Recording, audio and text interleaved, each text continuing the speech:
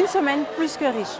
L'entrée dans le mois de notre profession de foi. Et cette semaine, j'ai envie de vous emmener faire un tour en dehors des murs de l'église, voir un peu ce qui se passe toute la semaine à la CER. C'est parti pour le rewind.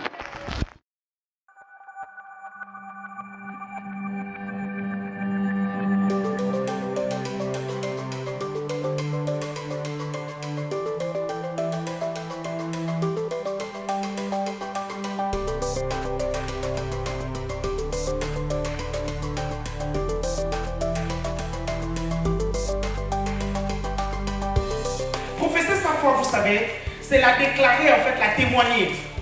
Témoigner sa foi. Là, il est question de déclarer sa foi. Déclarer que vous croyez en Jésus.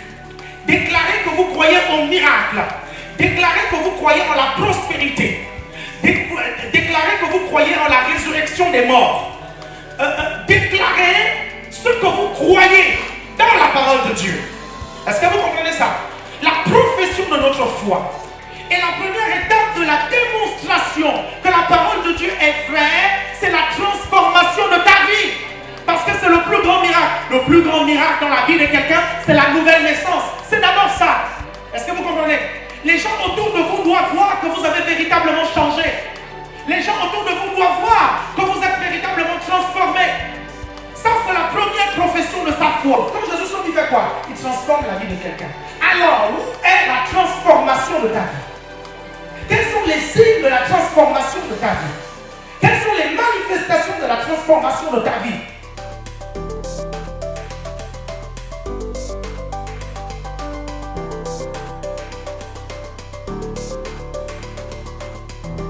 Si tu as honte de dire qu'on peut être guéri par la foi en Jésus-Christ, il y a un problème. Si tu as honte de dire que l'homme ne vivra pas de pain seulement, mais de toute parole qui vient de la bouche de Dieu, il y a un problème. J'ai vu ce passage biblique ce matin. Il y a honte de Dieu, honte de Jésus et honte de ce que sa parole dit. Ne pas être capable de défendre sa parole. Tu as honte parce qu'on va te juger. Vous suivez ça? Parce qu'on va te persécuter. Parce qu'on va te dire toutes sortes de choses.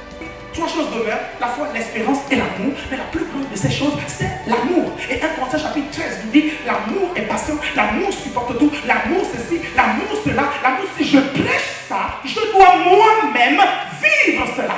C'est la première profession de ma foi. Première, je dois le vivre. Être capable de pardonner tout le temps quand on me fait du mal.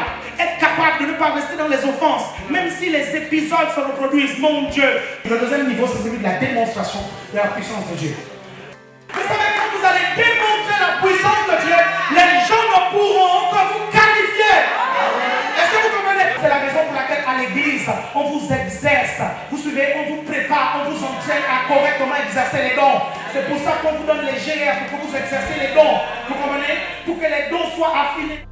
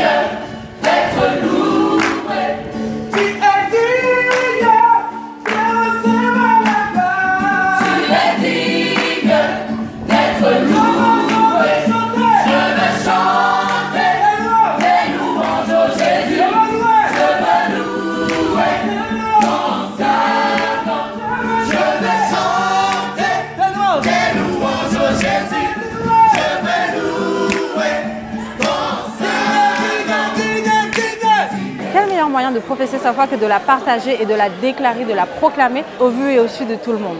Si vous êtes du côté de Brest, vous avez forcément déjà croisé le pasteur Gildas.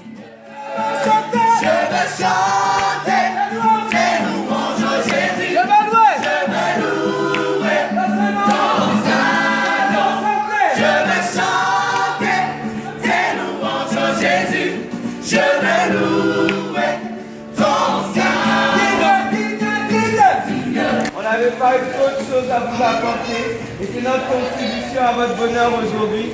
Alors nous prions vraiment que vous puissiez le recevoir et que cela vous réchauffe un peu en ce temps où il fait un peu froid. Et voilà, c'est ce cadeau que nous vous donnons. Et nous donnons ce cadeau tous les dimanches dans notre église. Happy day, happy day, happy day, happy day. Que Dieu vous bénisse, qu'il vous fasse du bien, qu'il guérisse toutes vos maladies, qu'il pense toutes vos blessures et qu'en ces temps de plaisir, que Dieu vous bénisse.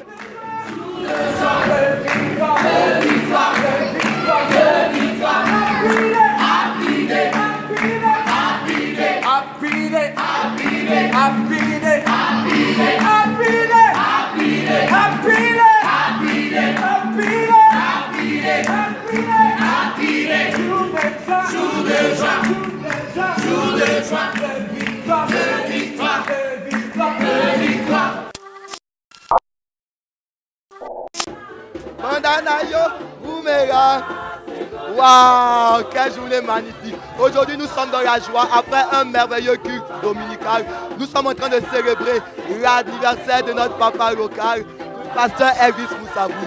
C'est vraiment un privilège pour nous, pasteur Elvis, de pouvoir nous réjouir avec toi, célébrer cette année de plus, de pouvoir te souhaiter un joyeux anniversaire. Le Seigneur m'a vraiment illuminé les yeux de mon cœur pour que je voie en cet homme-là un berger, comme la Bible dit.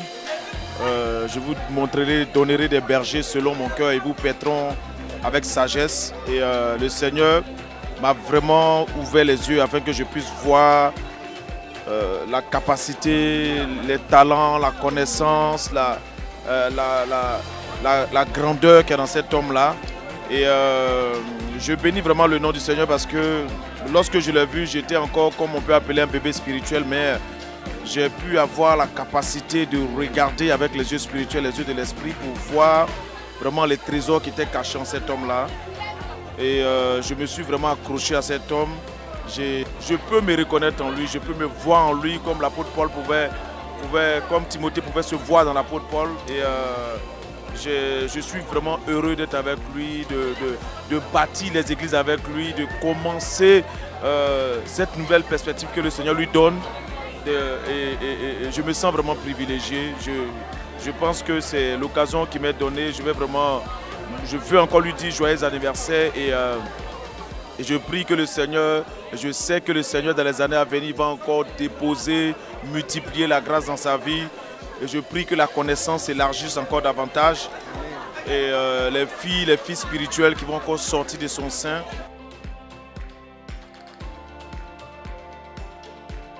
Juste pour un père, c'était vraiment un modèle pour moi et ça l'est toujours en fait. Et le voir maintenant pasteur, c'est franchement c'est waouh, c'est formidable. Dans le sens qu'on sait en fait que où on va aller avec lui. On sait en fait que ce qu'il va dire en fait, il va nous bénir forcément. C'est pour ça en fait que je le remercie. Déjà parce qu'il est mon pasteur, parce qu'il a été en fait à un moment donné dans ma vie mon professeur.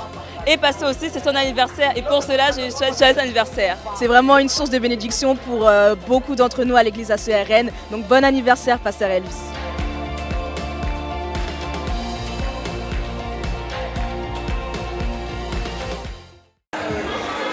Surprise des surprises.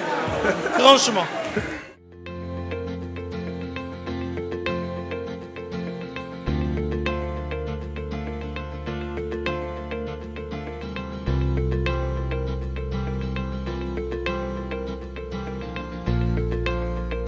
Joyeux 40 ans l'apôtre.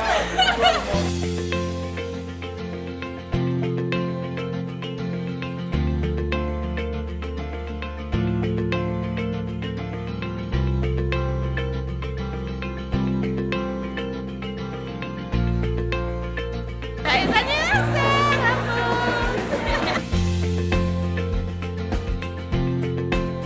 C'est vraiment quelqu'un que je considère vraiment comme un exemple. C'est vraiment pris comme mon père, mon grand frère. C'est vraiment pris comme vraiment un exemple à suivre en plein de domaines. Je tenais vraiment à te rendre hommage ce soir, à te dire que vraiment tu es quelqu'un qui compte vraiment beaucoup pour moi et que je t'aime. Voilà, je réalise le don que tu es pour moi Et je voudrais nous dire à nous tous que c'est vraiment un don. La Bible nous dit, dans Ephésiens chapitre 4, verset 11, n'est-ce pas, qu'il a donné les uns comme apôtres, comme prophètes, évangélistes, pasteurs et lecteurs. Et c'est vraiment un don de Dieu. Apôtre, je te considère comme un don dans ma vie. Tu sais que je t'aime, hein, et je n'ai pas de mal à le dire. Et tu sais que tu es vraiment important pour moi et tu es toujours mon grand frère, mon père, tout, mon coach, mon mentor. Tes conseils, comme disait le pasteur Gilda tout à l'heure, c'est vraiment, je les prends vraiment au sérieux et je les suis vraiment.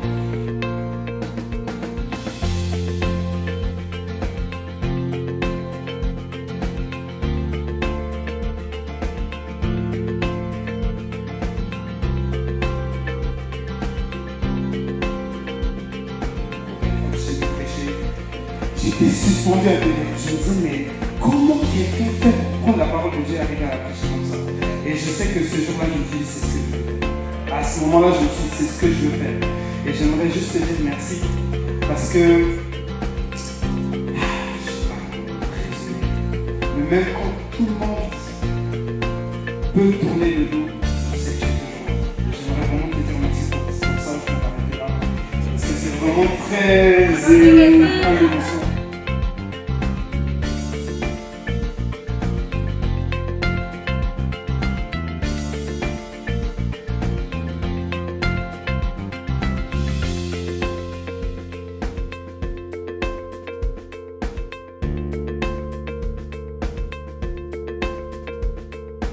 Joyeux anniversaire apôtre. Mouah.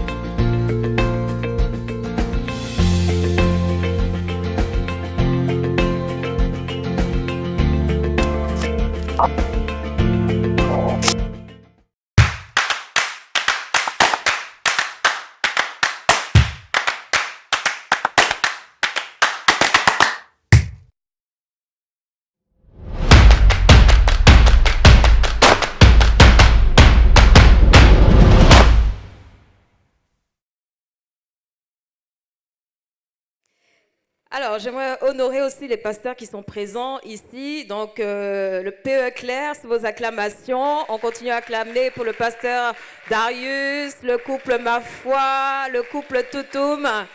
Vraiment, nous avons des hommes de Dieu formidables dans la maison, n'est-ce pas? Alors, donc, cet après-midi, ou ce matin, hein, bon, cet après-midi, on est déjà en début d'après-midi, donc j'aimerais vous parler des raisons pour lesquelles nous devons propager notre foi. Ce matin, j'ai parlé des obstacles à la profession de notre foi. Donc, pour ceux qui n'étaient pas là, vous pouvez regarder sur évangile.tv. Donc, cet après-midi, c'est les raisons pour lesquelles nous devons propager notre foi.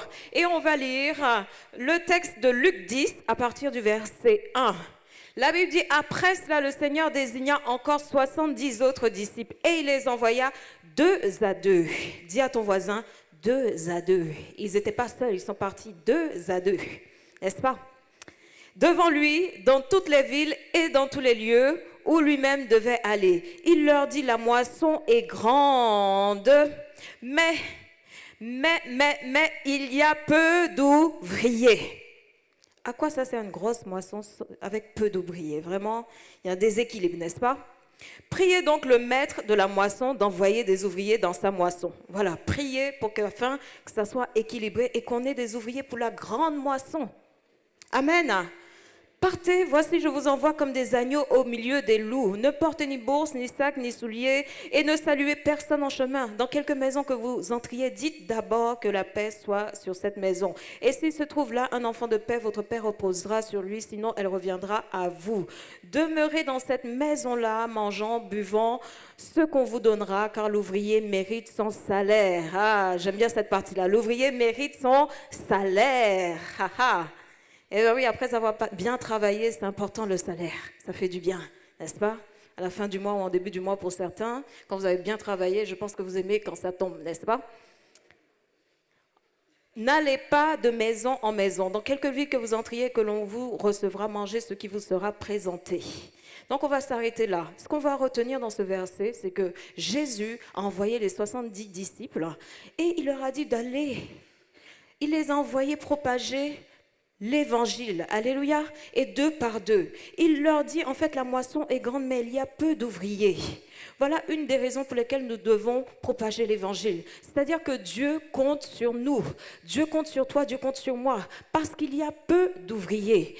Et pour la grande moisson que nous avons à récolter, alors Dieu a besoin d'ouvriers. Et ce matin, j'aimerais réveiller ta conscience et te dire que tu es en fait le choix de Dieu pour être un ouvrier pour sa moisson.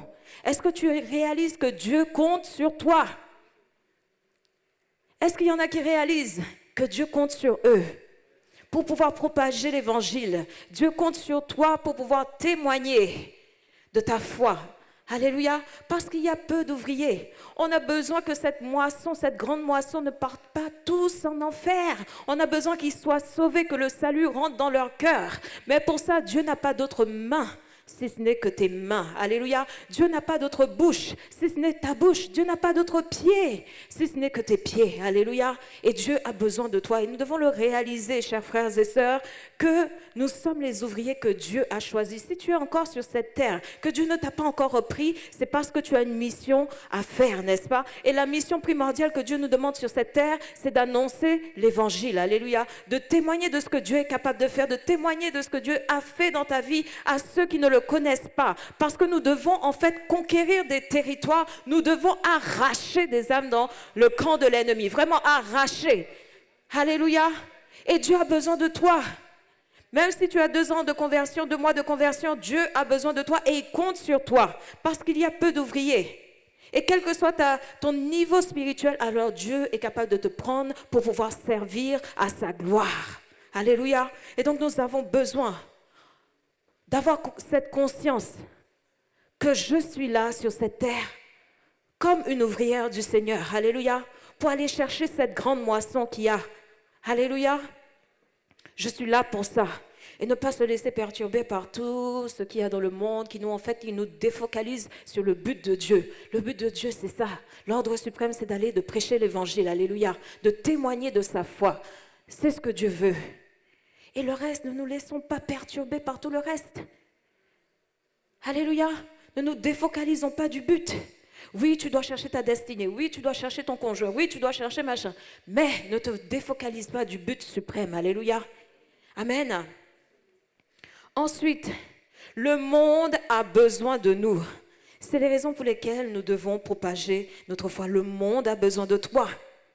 Alléluia, tu es précieux pour Dieu. Le monde a besoin de toi. La Bible dit au verset 8, dans quelque ville que vous entriez, où l'on vous recevra, mangez ce qui vous sera présenté. Ensuite, il dit, guérissez les malades qui s'y trouveront. Dites-leur, le royaume des cieux s'est approché de vous. Alléluia. Guérissez les malades. Alléluia. Le monde a besoin de nous. Le monde a besoin d'entendre. Les malades ont besoin d'entendre que Dieu est celui qui guérit. Il est Jéhovah Rapha, le Dieu guérisseur. Alléluia. Ils ont besoin d'entendre ça. Trop de personnes sombrent dans la détresse. Trop de personnes sombrent dans la dépression. Ils ont besoin d'entendre qu'il y a un Dieu qui est capable de leur donner une joie que le monde ne peut pas leur donner. Il y a un Dieu qui est capable de leur donner une paix que le monde ne peut pas leur donner. Les gens de ce monde ont besoin d'entendre la bonne nouvelle. Alléluia. Ils ont besoin de nous. Il y en a qui sont tourmentés par des démons. La nuit, les démons les agacent et les embêtent. Ils ont besoin d'entendre en fait qu'il y a un nom au-dessus de tout nom. Et en ce nom, on est capable de chasser les démons. Ils ont besoin d'entendre ça. Et eux-mêmes de chasser les démons. Alléluia. Nous avons besoin de conquérir des territoires. Pensons aux personnes qui se suicident chaque jour. Qui se suicident parce qu'ils n'ont pas de solution. Ils ne savent pas où aller, ils ne savent pas quoi faire. Pour eux, la seule alternative, c'est de pouvoir mettre fin à leur jour. C'est ça pour eux la seule solution. Mais nous sommes là pour aider ce monde. Ce monde a besoin d'entendre qu'il y a une solution, que tout n'est pas terminé, que la solution, ce n'est pas le suicide de mettre fin à ses jours. Le monde a besoin d'entendre qu'il y a une solution. Et cette solution, c'est Jésus. Alléluia. Quand tu le reçois en tant que sauveur dans ton cœur, il y a quelque chose qui se passe. Et tu ne peux pas avoir envie de te suicider. Alléluia. Le monde a besoin d'entendre ça. Mais Dieu a besoin d'utiliser votre bouche pour pouvoir le dire, pour pouvoir propager cette bonne nouvelle. Le monde souffre. On entend comment le monde souffre. Combien de personnes qui sortent de leur pays, qui viennent en France en pensant que c'est l'Eldorado et qui sont même prêts à mourir pour atteindre l'Eldorado. Beaucoup de personnes souffrent. Beaucoup de personnes souffrent dans les hôpitaux par la maladie. Ils souffrent. Et ils ont besoin d'entendre la bonne nouvelle. Ils ont besoin de personnes. Dieu a besoin de personnes pour propager cette bonne nouvelle. Alléluia. Amen. On va lire le chapitre de Matthieu 5, du verset 13 à 16, qui nous dit que nous sommes la lumière du monde, le sel de la terre. Alléluia. Est-ce que nous arrivons à considérer ce que nous sommes? La Bible dit la lumière du monde. Mais une lumière pour éclairer quoi? Les ténèbres du monde, n'est-ce pas? Pas une lumière pour encore éclairer d'autres lumières. Ils sont déjà assez illuminés, n'est-ce pas? Mais une lumière du monde, parce que le monde est dans les ténèbres. Et le monde a besoin de voir la lumière en toi. Le monde a besoin que tu lui apportes une solution. Que tu sois le sel de la terre. Alléluia. C'est ce que Dieu veut que nous soyons. Alléluia. Il a besoin de nous. Et nous ne devons pas être insensibles à tout cela. Insensibles à tout ce qui se passe dans le monde. Insensibles à la douleur des personnes qui sont dans le monde. Nous ne devons pas être insensibles à ça. Évangéliser, c'est tuer son égoïsme pour penser aux autres. Tuer son égoïsme. Comme ce matin, j'ai parlé de la zone de confort. Oui, c'est vrai, à l'église, on est bien. Il y a une bonne louange le dimanche. N'est-ce pas? On se sent bien avec nos frères et sœurs. Ça, c'est bien, c'est ce que Dieu veut. Alléluia. Mais il faut qu'on sorte aussi de notre zone de confort et qu'on tue l'égoïsme. Alléluia. Ok, on a reçu la vie éternelle. On a reçu la joie du Seigneur, la paix de Dieu. Alléluia. Il y a quelqu'un à côté de toi qui a besoin de goûter à cette paix et à cette joie. Alléluia. Donc élargissons l'espace de notre cœur. Élargissons l'espace de notre cœur. Alléluia. Et essayons de toucher ces personnes. Essayons de voir des stratégies, de voir comment on peut faire pour gagner ces personnes qui sont dans le monde. Comment faire pour apaiser le monde. Alléluia. Comment faire pour apporter la paix. Alléluia. Comment faire pour apporter des paroles d'encouragement. Excusez-moi.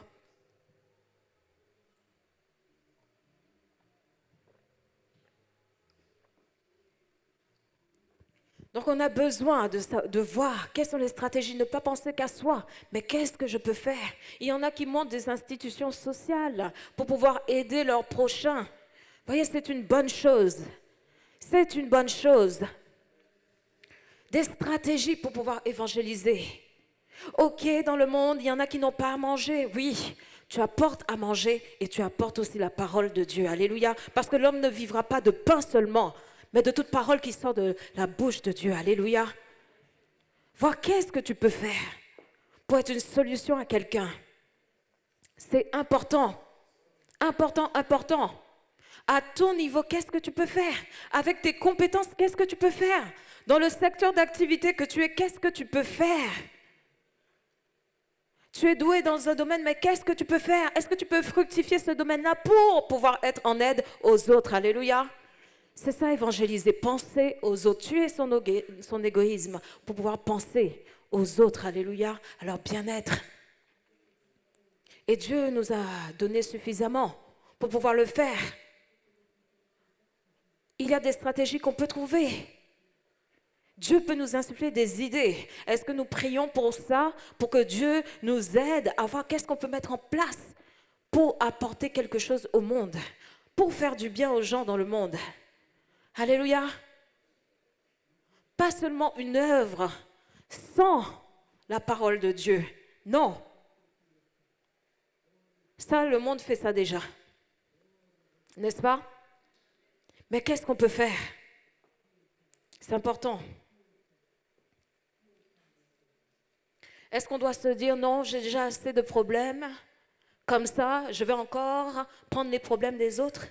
Je vais encore écouter quelqu'un de dépressif alors que moi-même je dois gérer mes problèmes? Non, c'est tuer son égoïsme, évangéliser. Alléluia. Tuer son égoïsme. Déjà, je n'ai pas assez à manger, mais je vais encore donner le peu que j'ai. La veuve a donné tout ce qu'elle avait. Tout ce qu'elle avait. Les derniers petits sous là qu'elle avait, elle a mis ça dans le panier. Elle a donné. Alléluia. Propager sa foi, c'est aussi se donner. Faire le sacrifice de soi-même. Alléluia. Sacrifier son temps, sacrifier son argent pour aider les autres. Parce que c'est quelle foi qui ne s'accompagne pas, en fait, des œuvres. La foi sans les œuvres, elle est morte. Elle est morte. Ça, c'est quelle foi où on est incapable de pouvoir aider les gens financièrement. Moi, je ne veux plus de cette foi-là. Moi, je veux avoir suffisamment. Comme j'ai dit, régner. C'est-à-dire que tu as suffisamment pour toi pour vivre largement, en abondance, mais aussi pour les autres. C'est ça, régner. Pour les autres aussi. Pour les autres. C'est quel évangile où on n'a pas les œuvres qui s'accompagnent, qui nous suivent. Voyez? On va prêcher l'évangile à quelqu'un qui est broke. On va lui dire, oui, Dieu est capable de te rendre riche. Et nous-mêmes, on n'est même pas capable de sortir un sou dans la poche, là. Notre poche, là, c'est chaud, quoi. Les comptes sont aux urgences. Tellement c'est grave. Tellement c'est grave. Vous savez, souvent, il y a une période où les comptes sont en urgence, soit à la fin du mois, soit au début du mois, soit au milieu. Hein? Où c'est chaud. Mais on doit travailler à ça parce que notre foi doit s'accompagner d'œuvres. Alléluia. Elle doit s'accompagner d'œuvres. C'est quoi cette évangélisation où on rencontre un sans-abri et on est incapable de trouver des solutions? Où on n'a pas de structure d'accueil. Moi, je veux travailler à ça. Je veux travailler à ça. Parce que sinon, c'est creux. C'est vrai, je lui donne la parole de Dieu, ok, c'est bien, parce que ça, c'est ce que Dieu nous demande de faire. Même si on n'a pas pour offrir autre chose, on obéit à Dieu. Mais c'est encore mieux, mais c'est nettement mieux quand on a la capacité, alléluia, de dire aux sans-abri, viens, je t'accompagne dans un lieu où tu pourras dormir chaudement sous une couette, où on prendra soin de toi, on va te dorloter, on va te chouchouter. Et où tu pourras l'instruire tranquillement la parole de Dieu. Où tu pourras l'exhorter, le relever, faire un renouvellement de l'intelligence. Parce qu'il est dans une structure où tu l'accompagnes. Ça, c'est ce que je veux faire. Coacher les personnes qui sont broke, qui sont dépressifs. Avoir une structure de coaching. Les gens qui ont perdu l'estime d'eux-mêmes parce qu'ils sont allés d'échec en échec dans leur vie, qui ont besoin d'être relevés. Alors, je peux donner des conseils en relooking. Je peux offrir des prestations pour lui, refaire la coiffure, refaire les habits, tout ça, pour remettre la personne sur les rails. Alléluia. Ça, c'est le désir de mon cœur. Parce que le monde a besoin de nous. Certes, le monde offre déjà des prestations comme ça, mais nous, ce que le monde n'a pas, c'est la parole de Dieu. Et ça n'a rien à voir avec les choses matérielles. Alléluia. Ensuite, la Bible dit rachetez le temps, car les jours sont mauvais. Il faut savoir que le temps est court. Le temps est court et on doit prendre position. On doit prendre position en tant que chrétien et en tant qu'Église. On doit faire des actions individuelles et des actions en masse. Alléluia. Quand on dit évangélisation, ça ne doit pas être en fait une histoire de quelques personnes à l'église. Quand on dit qu'on fait telle chose, tel programme d'évangélisation, ça doit être en fait un sentiment de collectivité qui doit nous animer. C'est l'affaire de chacun d'entre nous. C'est mon affaire, alléluia. Et je dois être là, je dois aussi accompagner. Je dois être là pour évangéliser. C'est l'affaire de tout le monde. Rachetez le temps car les jours sont mauvais. Nous qui connaissons déjà Christ, ça va. Mais ceux qui ne connaissent pas Christ, c'est les temps de feu qui les attend. Là où ils vont grincer des dents, là où ils vont souffrir éternellement. Donc on doit racheter le temps. Alléluia. Dis à ton voisin, rachète le temps. Allez, bouge-toi, bouge-toi, bouge-toi, bouge-toi, bouge-toi, bouge-toi, rachète le temps. Il faut que tu fasses quelque chose. Alléluia. De manière individuelle, mais aussi collective. On a mis en place les GES, n'est-ce pas? Gospel en scène. C'est pour ça. Parce qu'on a vu que la stratégie de l'an dernier, ça ne marchait pas. Quand on disait, venons tel samedi pour l'évangélisation, n'est-ce pas, P.E. Claire? Je dis la vérité. Alors, on pouvait se compter sur les doigts de la main. C'était vite fait le calcul, le compte, c'est bon, ok. On a mis ça en place pour ça, GES, pour pouvoir amener des personnes qui ne, quand on leur dit de venir à l'église, non, ils se disent église, non, il y a le prêtre, il y a la croix, il y a ceci, il y a cela. Alors, bon, quand tu dis il y aura des chants, gospel, voilà, il y aura des artistes et tout, il y aura telle chose, là, ça peut plus lui parler.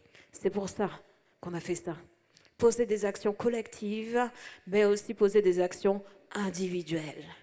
Amen. Et il y a des personnes qui se sont converties, ils n'étaient pas jeunes. Ils n'étaient pas jeunes. Ils étaient d'un certain âge, dans la cinquantaine, la soixantaine. Et ce que j'aime avec certaines personnes de cet âge-là, c'est en fait, ils ont ce désir de racheter le temps, parce qu'ils savent qu'ils sont proches de la mort. Oui, ils sont quand même plus proches qu'un jeune, n'est-ce pas? 50, 60 ans, excusez-moi, mais voilà. Quoique ça ne veut rien dire, on peut mourir à 20 ans. Mais ils savent que là, il n'y a pas beaucoup de temps qui leur reste sur cette terre. Donc, rachetons le temps. Et ils disent, oui, moi j'aimerais bien, j'aurais bien aimé me convertir quand j'avais 20 ans et tout ça. J'aurais fait plein de choses pour le Seigneur et tout, voyez? Et ça, c'est important de se dire ça. On est là sur cette terre, on doit bosser pour le salut des âmes. On doit bosser. Mais quand je dis bosser, on doit vraiment bosser. On ne bosse pas assez. Niveau évangélisation, ici, c'est pas bon. C'est pas bon, on ne bosse pas assez. C'est vrai. Je dis la vérité ou pas? Oui, on ne se bouge pas assez. Hein. Je vous assure. Et on doit racheter le temps. Parce que demain, on ne sait pas. C'est quoi? Est-ce que c'est ton cousin qui est en enfer demain?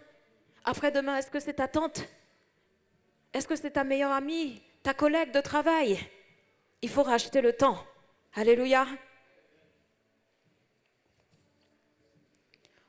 Ensuite, une foi qui ne s'exprime pas, elle risque de mourir.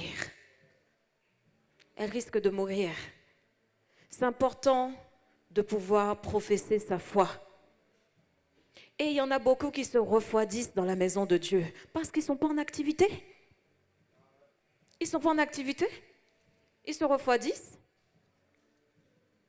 Il y a 1 Timothée 4, verset 1 qui dit « L'Esprit dit expressément que dans les derniers jours, quelques-uns, heureusement que c'est quelques-uns, vraiment, heureusement c'est quelques-uns, abandonneront la foi pour s'attacher à des esprits séducteurs et à des doctrines de démons par l'hypocrisie de faux docteurs portant le manque de la... Allez, je vais mal marquer, mon Dieu. Le manque de la... nanana, dans leur propre conscience. Qu'est-ce que j'ai marqué plus? Non, j'ai un mot là, mais je n'ose pas le dire. C'est pas bon. Donc, je vais aller regarder tout simplement. De la marque? Non, ça commence par un F. Ah, la marque de la flétrissure, voilà. Dans leur propre conscience. Donc certains seront séduits, ils vont s'attacher à... Parce que leur foi n'est pas active, ils ne sont pas bouillants, ils se laissent séduire par autre chose, ils sont défocalisés et d'autres choses prennent la place. Mais si tu restes focalisé sur l'ordre de Dieu, ce que tu as à accomplir, tu ne te laisseras pas séduire des esprits séducteurs, des doctrines de démons.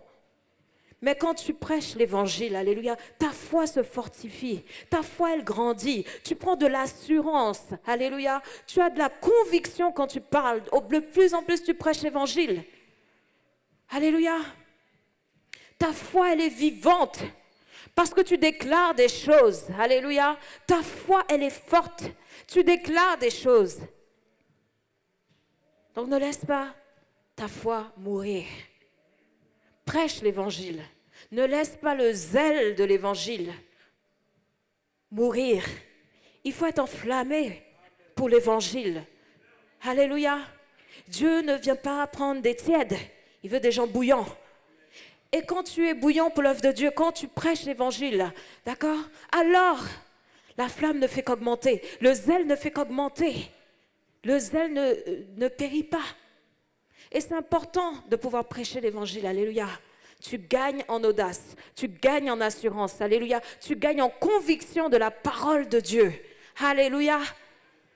Quand tu es devant un malade et que tu pries pour la guérison, tu gagnes en audace, n'est-ce pas? Quand tu as un défi devant toi, tu gagnes en audace. Et quand tu sais en plus que tu as déjà remporté ce défi-là une fois, deux fois, oh, mais quand tu te présentes devant le troisième défi, qui est la même chose, mais tu dis, mais je sais déjà ces choses-là, j'ai l'assurance en moi, alléluia, je n'ai pas de crainte, alléluia. Mais pour ça, il faut professer sa foi. Il ne faut pas la laisser tiédir, ramollir, non, il faut l'activer, il faut la mettre en action. Alléluia. Travaillez pour l'évangile. Amen. Pour propager l'évangile, c'est important. La Bible nous parle d'une loi de la réciprocité dans Matthieu 10, 32, 33. La Bible nous dit, si tu confesses devant les hommes, alors moi aussi, je te confesserai. Je te reconnaîtrai au ciel. N'est-ce pas? Ça, c'est une loi de la réciprocité. La confession, la profession de foi, la profession de notre foi devant les hommes. Si nous la faisons, alors Dieu aussi, il la fera pour nous. Alléluia. Donc c'est important. Celui qui déclarera publiquement Jésus, Jésus aussi te reconnaîtra. Alléluia. C'est ce que la Bible dit, Matthieu 10, versets 32 à 33. C'est pourquoi quiconque me confessera devant les hommes, je le confesserai aussi devant mon Père qui est dans les cieux. Alléluia. La profession de notre foi devant les hommes. Devant les hommes. C'est important. Et Dieu nous reconnaîtra aussi. Alléluia. Il y a une histoire qui est très intéressante. L'histoire de Pierre et Jean devant le Sanhédrin. Pierre et Jean devant le Sanhédrin. Les Sadducéens, eux, ils disaient en fait on ne devait pas parler de la résurrection de Christ. Ils n'aimaient pas que Pierre et Jean parlent de ça. D'accord? Et on va voir comment ces hommes-là, remplis du Saint-Esprit, parlaient avec assurance devant les hommes, devant le Sanhédrin, devant les juges, avec assurance. Avec assurance. Alléluia. Quel que soit ce qu'on te demandera comme compte à rendre au sujet de l'évangile, la Bible dit, si tu confesses publiquement Jésus, alors lui aussi confessera. Alléluia. La Bible dit, mais comme il parlait au peuple, ça c'est dans Actes des Apôtres, du verset 4, Actes des Apôtres 4, du verset 1 à 22. La Bible dit, mais comme il parlait au peuple, les sacrificateurs et le commandement du peuple et les Sadducéens survinrent, étant en peine de ce qu'ils enseignaient. Et le peuple, de ce qu'ils enseignaient le peuple, et annonçaient par Jésus la résurrection d'entre les morts. Ça les dérangeait d'annoncer la résurrection de Jésus. Et ils mirent les mains sur eux et les firent garder jusqu'au lendemain, car c'était déjà le soir. Mais plusieurs de ceux qui avaient ouï la parole crurent. De ceux qui avaient ouï la parole, O-U-I, tréma, c'est-à-dire ceux qui ont entendu la parole, crurent. Ça veut dire qu'on a besoin d'ouvriers pour pouvoir annoncer la parole. Et le nombre des hommes se monta à environ 5000. Alléluia. Or, il arriva que le lendemain, leurs chefs et les anciens, leurs scribes, s'assemblèrent à Jérusalem, et Anne, le souverain sacrificateur, et Caïphe, et Jean, et Alexandre, et tous ceux qui étaient de la race souveraine sacerdotale, et les ayant fait comparaître, ils leur demandèrent par quelle puissance ou par quel nom avez-vous fait ceci? Quand on vous demandera des comptes au sujet de l'évangile, par quelle puissance vous avez fait ceci ou cela? Pourquoi vous avez fait ceci ou cela? La Bible dit, alors Pierre, étant rempli de l'Esprit Saint, leur dit, Alléluia, quand tu es rempli de l'Esprit Saint, quelque chose se passe. Alléluia. Chef du peuple et ancien d'Israël, si aujourd'hui nous sommes interrogés au sujet de la bonne œuvre qui a été faite à un homme impotent, en plus c'est au sujet d'une bonne œuvre, mais vraiment c'est incompréhensible. On va t'interroger, on va te persécuter pour quelque chose de bien que tu fais. Est-ce que vous imaginez ça? Tu es en train de faire le bien, mais on te persécute quand même. Alors que tu es en train de faire le bien. Mais qu'en est-il de ceux qui font le mal? Il leur dit, au sujet de la bonne œuvre qui a été faite à un homme impotent, en plus un homme impotent, et qu'on veuille apprendre comment il a été guéri, sachez-vous tous et tout le peuple d'Israël que ça a été par le nom de Jésus-Christ de Nazareth. Quand tu professes le nom de Jésus-Christ de Nazareth, alléluia, que vous avez crucifié et que Dieu a ressuscité d'entre les morts. C'est, dis-je, par ce nom que cet homme est ici devant vous plein de santé. Ils n'avaient pas peur de professer que c'était par le nom de Jésus de Nazareth. Ils n'ont pas dit que c'était au nom de Pierre ou de Jean. Non, c'est en mon propre nom que cet homme impotent s'est relevé. Non, ils n'avaient pas peur de professer le nom de Jésus, même s'ils savaient que oui, en fait, à cette époque-là, il ne fallait pas dire que c'est au nom de Jésus, il ne fallait pas parler de la résurrection de Jésus. Mais ils n'ont pas peur de pouvoir le dire, remplis d'Esprit Saint. Alléluia, ça sauve d'être rempli du Saint-Esprit parce que ça te donne du courage de pouvoir parler. Alléluia, et de déclarer la vérité avec force. Celui-ci est la pierre méprisée par vous qui bâtissez, qui est devenue la pierre angulaire. Et il n'y a de salut en aucun autre, car aussi il n'y a point d'autre nom sous le ciel qui soit donné parmi les hommes et parmi les hommes et par lequel il nous faille être sauvés. En même temps, il prêche l'évangile, vous voyez?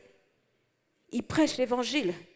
Et voyant la hardiesse de Pierre et de Jean, et s'étant aperçu qu'ils étaient des hommes illettrés et du commun, il s'en étonnait. Même si tu es illettré, tu es une identité non remarquable. C'est-à-dire que tu es un homme comme tous les autres dans la masse. Alors, peu importe, quand tu es rempli du Saint-Esprit, alors, on ne te reconnaît plus. On s'étonne de comment tu parles avec hardiesse quand tu parles de Jésus. Quand tu parles de l'évangile, on s'étonne de comment tu parles avec audace et comment tu parles bien. Ils étaient étonnés de l'éloquence de Pierre parce que c'était des hommes qui étaient illettrés. Et ils les reconnaissaient pour avoir été avec Jésus. Et voyant là, présent avec eux, l'homme qui avait été guéri, il n'avait rien à opposer. Face à l'œuvre que Christ a faite, il n'y a rien à opposer. Alléluia. Et leur ayant donné de sortir du Sanhédrin, ils conférèrent entre eux, disant, que ferons-nous à ces hommes? Car il est apparent pour tous les habitants de Jérusalem qu'un miracle notoire, c'est-à-dire indiscutable, a été fait parmi eux. Et nous ne pouvons le nier. Alléluia, nous ne pouvons le nier. Que tu montes, que tu descends, c'est la vérité. Tu ne peux rien dire face à la vérité. Face aux œuvres, tu ne peux rien dire. Alléluia. Rien.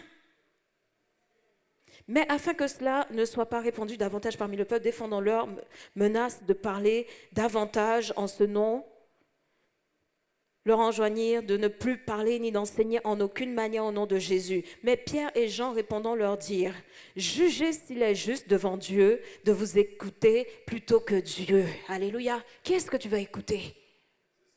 Dieu qui te dit de parler de lui, ou alors des juges qui vont te dire de ne plus parler de Jésus? Qui est-ce que tu vas écouter? Jugez s'il en est juste. Qu'est-ce qui est juste devant Dieu? Car pour nous, nous ne pouvons pas ne pas parler des choses que nous avons vues et entendues. Alléluia. Nous ne pouvons pas nier la vérité, n'est-ce pas? Et c'est notre cas. Nous ne pouvons pas nier la vérité. Maintenant que nous avons connu la vérité, nous ne pouvons pas la nier devant qui que ce soit. Nous n'avons pas à la renier. Et après les avoir menacés, ils les relâchèrent, ne trouvant pas comment ils pourraient les punir à cause du peuple, parce que tous glorifiaient Dieu de ce qui avait été fait.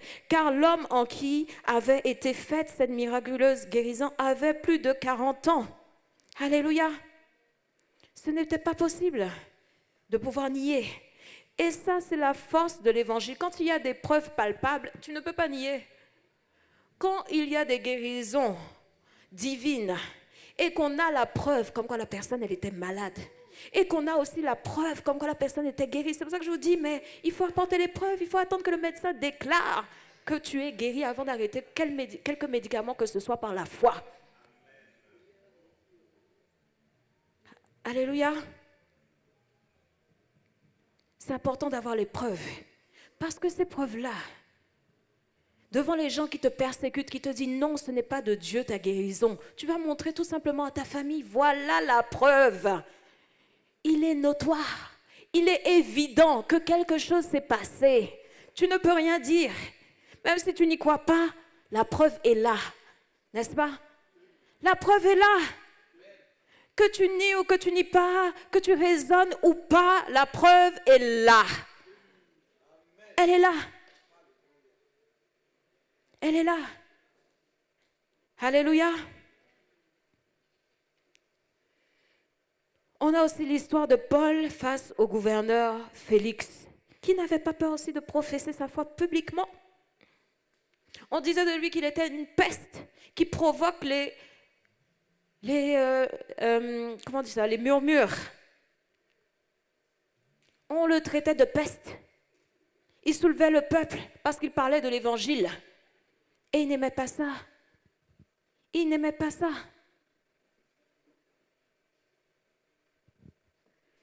La Bible dit 5 jours après, le grand prêtre Ananias descendit à Césarée avec des anciens et un avocat du nom de Tertulle. Ils portèrent plainte contre Paul devant le gouverneur. Paul fut convoqué et Tertulle se mit à l'accuser en disant « Grâce à toi, très excellent Félix, nous jouissons d'une paix profonde et cette nation a obtenu des réformes statutaires grâce à tes soins prévoyants. Partout et toujours, nous les accueillons avec une entière reconnaissance. Mais pour ne pas te déranger davantage, je te prie, dans ta bienveillance, de nous écouter quelques instants. Nous avons découvert que cet homme est une peste, en parlant de l'apôtre Paul. Une peste. Même si on te qualifie de peste parce que tu proclames l'évangile partout, tu déranges les gens. C'est pas grave. Même l'apôtre Paul, on l'a traité de peste. N'est-ce pas? Il provoque des révoltes, des tumultes parmi tous les juifs du monde. C'est un chef de la secte des Nazaréens. Même si on te traite de secte, ce n'est pas grave. Professe publiquement, continue à professer publiquement. Ce n'est pas grave. Même si tu es la risée de tes collègues, ce n'est pas grave. Et il a même tenté de profaner le temple. Mensonge.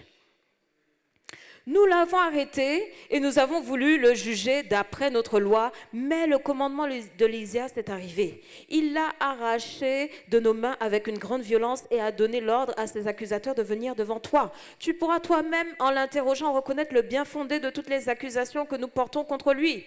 Les Juifs appuyèrent ce réquisitoire en déclarant que c'est bien exact. Oui, c'est ça, le peuple. Oui, c'est exactement ça. dans le mensonge. Ça, c'est quand d'autres collègues se liguent contre vous avec un chef collègue qui a été rapporté des mauvaises choses sur vous. Et les autres disent, oui, ils ne connaissent rien, ils ne connaissent même pas toute la situation. Mais oui, c'est bien ça. Voyez?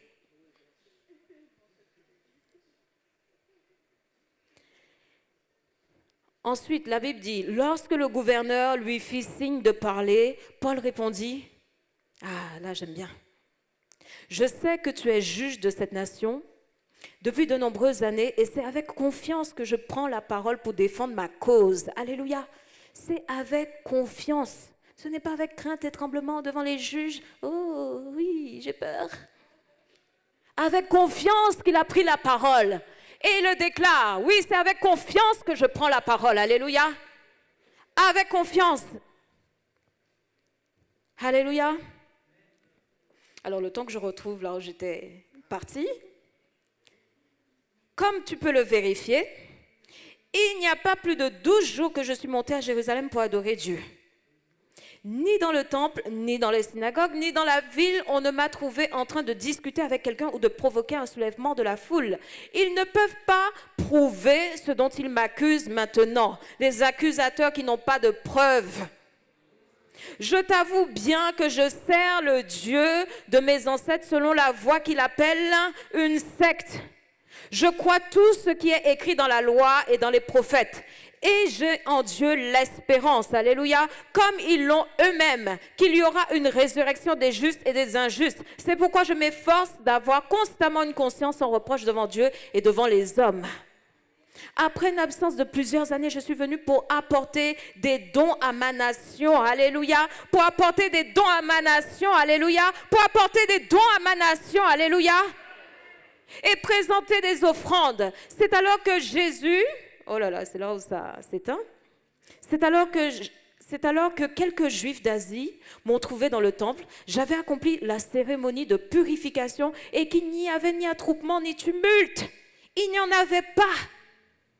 C'était à eux de se présenter devant toi et de m'accuser s'ils avaient quelque chose contre moi. Ou bien que ceux qui sont ici déclarent de quel crime ils m'ont trouvé coupable lorsque j'ai comparu devant le Sanhédrin. À moins qu'il ne s'agisse uniquement de la parole que j'ai lancée au milieu d'eux. C'est à cause de la résurrection des morts que je suis aujourd'hui mis en jugement devant vous. Alléluia. À cause de l'évangile, il a été mis en jugement devant eux. Ce n'est pas à cause d'un tumulte qu'il a provoqué, puisque c'était faux, mais à cause de l'évangile. Parce qu'il a osé dire, oui, que Jésus-Christ est ressuscité. Alléluia. À cause de cela, l'évangile. Félix, qui était parfaitement au courant de ce qui concernait cet enseignement, les renvoya en disant, quand le commandement Lysia sera venu, j'examinerai votre affaire. Il donna l'ordre à l'officier de garder Paul tout en lui laissant une certaine liberté et de n'empêcher aucun de ses proches de lui rendre des services. Quelques jours plus tard, Félix vint avec sa femme qui était juive. Il fit appeler Paul, il écouta parler de la foi en Christ. Alléluia. Le juge, il a amené sa femme pour faire quoi? Écoutez ce que Paul a à dire au sujet de sa foi. C'est-à-dire que même les juges, même si on vous amène près des juges, la situation se retourne. Et vous voilà en train de prêcher l'évangile aux juges. Vous voilà en train de prêcher l'évangile aux juges, à vos persécuteurs. On vous amène devant le bourreau, voilà le bourreau, et là, il écoute. Il t'écoute parler de ta foi.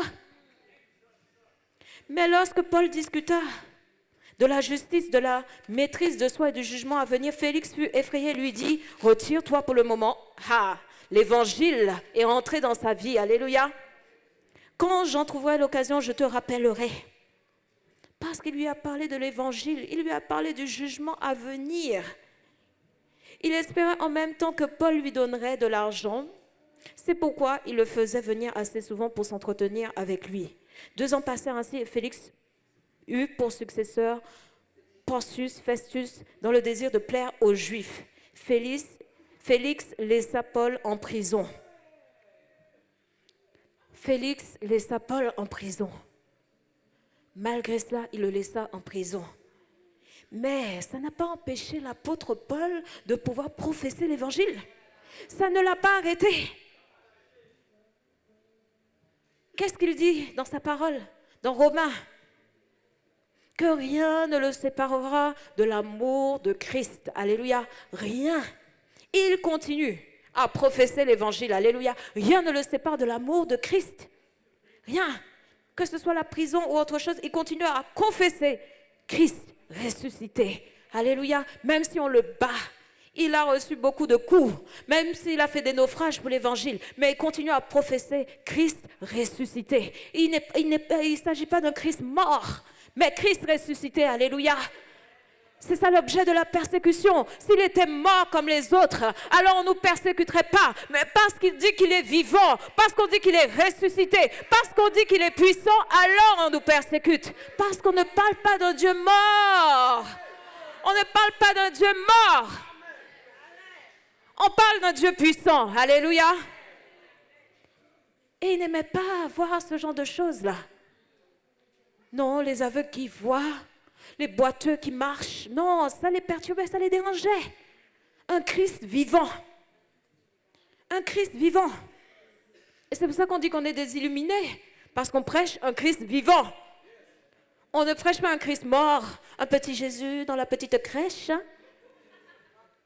qui ne grandit pas, il est juste petit bébé dans la petite crèche.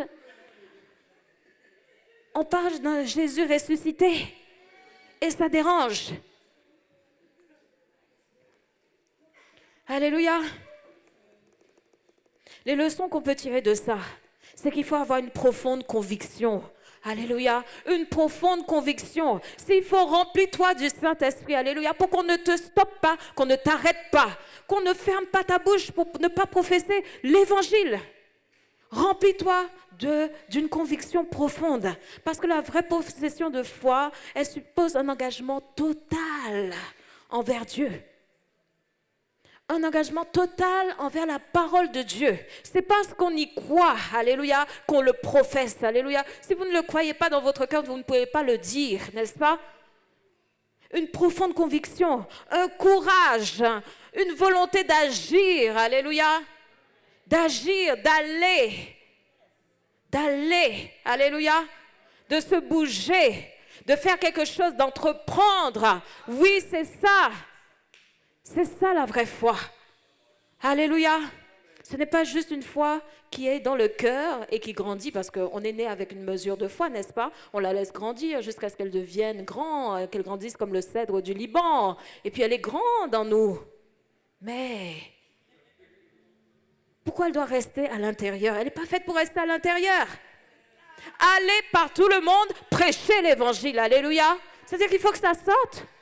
Ça doit sortir, ça doit se propager. Ça doit sortir, ça ne doit pas rester à l'intérieur dans notre cœur. On fait grandir notre foi, tout, machin, nanana. Oui, oui, oui, oui. Mais on doit la propager cette foi, alléluia. Et pour ça, on doit témoigner de notre foi. Alléluia. On doit témoigner. Il faut aussi défendre la cause de Dieu et ne pas fuir. L'apôtre Paul a défendu la cause de Dieu. Pierre a défendu la cause de Dieu publiquement. Devant les juges, il l'a défendu. Devant ses accusateurs, il l'a défendu. C'est important de défendre la cause de Dieu et de ne pas fuir. Quand on te demande des comptes, alors tu dis, c'est vraiment Christ que je parle. Je parle vraiment du Dieu vivant. Non, on ne prend pas les raccourcis. On parle de la vérité. C'est ça. Oui, j'ai bien dit ça, c'est la vérité. C'est la vérité. Et je prends un peu l'accent gabonais. C'est la vérité. Oui, c'est la vérité. On parle de la vérité. Comment on va fuir quoi, devant les gens? Non. Oui, c'est ça même. C'est ça. C'est ça. La parole de Dieu, dans toute sa vérité. Même s'il y a des choses qui dérangent, non, on n'essaie pas d'arranger les gens, non. On n'est pas là pour les arranger. On n'est pas là pour ça. On dit la vérité telle qu'elle est, comme ils ont fait l'apôtre Paul, telle qu'elle est. Pierre, telle qu'elle est. Jean, telle qu'elle est. On ne retient rien. C'est ça, c'est la vérité, c'est tout. C'est tout. Que tu sois d'accord ou pas, c'est la vérité. Et être pleinement convaincu de cette vérité. Alléluia. Alléluia. Et pour ça, on doit être armé, fort, courageux. Alléluia. De l'audace. Oui, c'est ça. Alléluia. Amen.